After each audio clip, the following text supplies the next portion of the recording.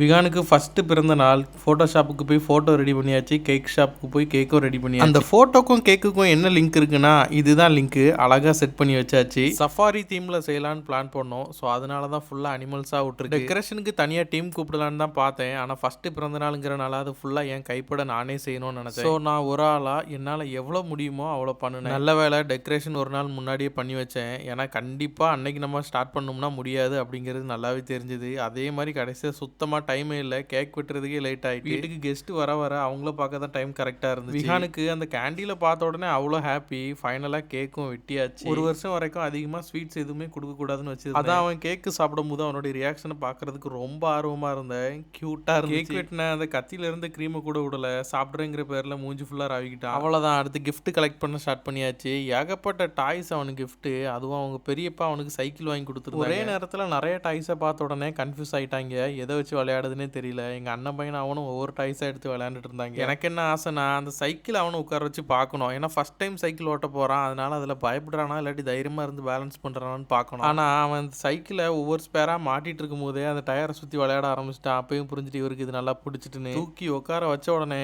ஆட்டத்தை பார்க்காண்டமா செம்ம happy ஆகிட்டாப்ல Mieza. இந்த வீடியோ பார்க்க நீங்கள் என்ன பண்ணுறீங்க அப்படின்னு வீடியோக்கு ஒரு லைக் கொடுத்து நம்ம சேனலை சப்ஸ்கிரைப் பண்ணிக்கோங்க. அடுத்த வீடியோவில் சந்திப்போம்.